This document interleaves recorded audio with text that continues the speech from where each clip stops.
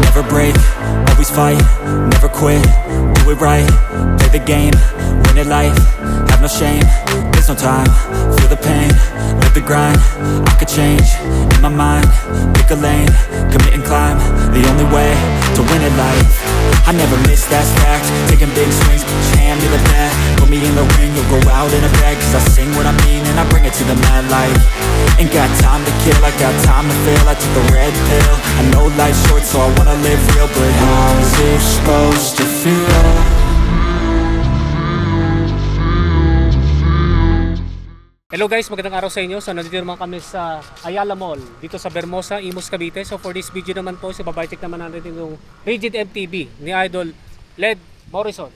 Yan, so i-check natin ngayon yung specs ng kanyang Rigid MTB. Kaya mag-start na tayo. So Idol Led, no, before tayo mag-start, tara naman na kita. Ito po yung kauna-una mo na Rigid MTB. Yes, ito po yung kauna-una ako Rigid MTB. Ito po ang aking unang build dati. Naka-airshock po kasi ako dati. So nag-upgrade lang ako ng ibang parts. Ayun, yun ang ano doon, no? Next question naman, Idol, saan mo na-ride to? Yung Rigid MTB mo ngayon? Dilis pa lang po eh. Bermosa pa lang. Kapag mag-long ride ka, saan mo gusto mag-long ride? Tak-tak. Sa may tak-tak. Ayun nga, no, ito nga yung general background sa kanyang Rigid MTB. So mag-start muna tayo sa kanyang XC Hardtail mountain bike frame. Ang frame naman niya is Orbit Sport. Orbit Sport na XC Hardtail mountain bike frame, aluminum 6061. Pang 27.5? Yes, 27.5. Yan, then ang size nito, ang seat tube, sabi mo 16 ba? Yes, 16. Yan, size 16.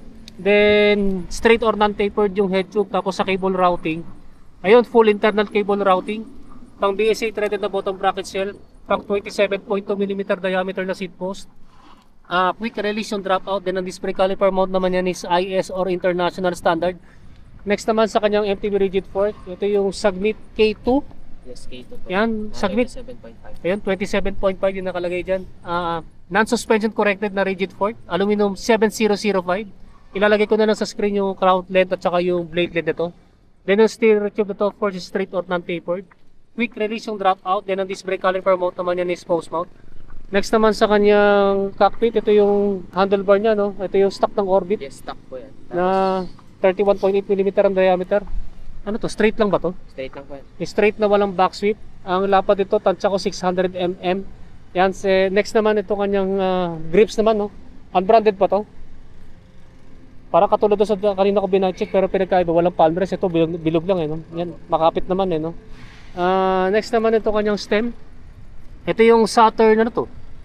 Saturn Carbotech. Carbotech, yung tinatawag nilang carbo, no? Carbo alloy ba yun? Allo carbon? Allo carb daw to eh, pero nung may nakita ko na tinanggal to, aluminum lang yan eh. Parang lang, wrap lang siya dito. Yung sa finish lang din, no? Gano'n pala kahaba nito? 117 lang po yan. Yun, 100 ang haba, negative 70 degree ang angle. Yung kanyang integrated headset naman, Ragusa, no? Yes. Na seal bearings. So next naman sa kanyang seat clamp na oil slick tanke na aluminum na Allen type, 31.8mm ang diameter. Ito naman kanyang seat post, ano to eh, unbranded na aluminum na 350mm ang haba, 27.2mm ang taba na setback na may single bolt clamping system. So next naman ito kanyang saddle, ito yung power saddle na unbranded. Marami na ako na budget na ganito yung saddle eh. Malambot and flexible, steel railings. So ano yung feedback mo dito sa saddle mo? Very comfortable, di masakit sa singit. Ayun. So ito nga yung feedback niya dito, no? So proceed naman tayo sa kanyang drivetrain. Yan, pambansang drivetrain ulit ito, 1x, so wala kayong makikita na front shifter, front derailleur, tsaka extra chain rings. Ito kanyang rear shifter, L2A7 na 10 speed, no? Yes, 10 speed. Yan, 10 speed. Next naman sa kanyang MTB crank, ito yung pambansang MTB crank na IXF Janko na Halotech. Stock ng IXF yung Halotech threaded bottom bracket. 104 BCD, pang 4-post build na pang 3x, bali 104 BCD sa dalawang chain rings, then 64 BCD para sa grand ring. Next naman, ito kanyang chain ring na 1x na rawide na rounded. Ito yung pambansang brand na Decas na 3060. Yan. So next naman, yung kanyang road bike clipless pedals. Ito yung Shimano R540. Sa chain naman, nakalagay dito Shimano X10 na 10 speed. Ito kanyang MTB cassette sprocket, sinilip ko yung lock ring kanina.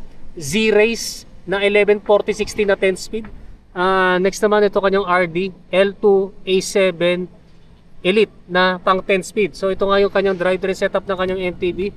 Next naman sa kanyang wheelset, no. So ito yung kanyang gulong, no. Maxzone. Anong model ito?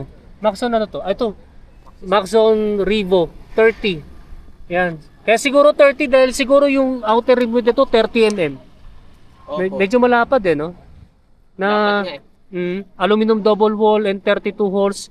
Yung kanyang tires naman Maxxis Icon na 27.5 by 2.2 na wire bead, no, wire bead na Exitar. Yung spokes and nipples naman unbranded na stainless steel. So next naman yung kanyang MTB hubs, ito yung Aerowick AM 9.2 na 6 poles kasi type of rehab body, seal bearings. I-check natin yung tunog nito, idol, kapag naka free wheel.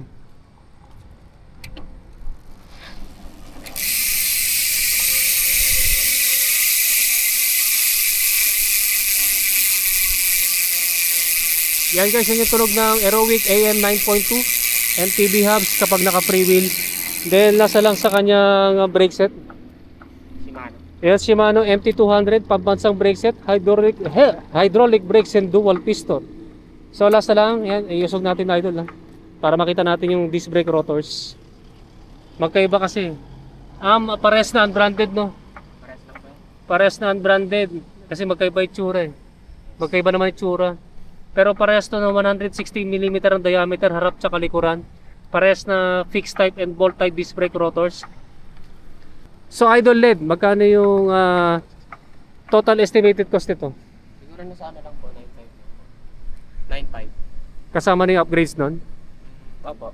Yan guys, ito nga yung Orbit Sport Rigid MTB ni Idol LED Morrison. Yan guys, na-budget na natin itong Orbit Sport Rigid MTB ni Idol LED Morrison. So kung meron kayong tanong regarding dito sa kanyang Rigid MTB, i-comment na lang ninyo sa comment section down below. So mga idol, mag-shoutout na kayo. Tingnan muna. Shoutout kay Chandre, tsaka kay Ezekiel Ramos. Shoutout sa mga tropa ko dyan. Mga kaingkoy kayo. Okay, kuy. Ayun, so salamat sa pag-budget ng MTB mo. No? Thank you. Yan guys, maraming salamat sa inyong panonood. Then don't forget to subscribe sa aking YouTube channel. Pakiclick na lang yung notification button para matotally notify kayo. Yan guys, maraming salamat sa inyo and rise po sa inyo.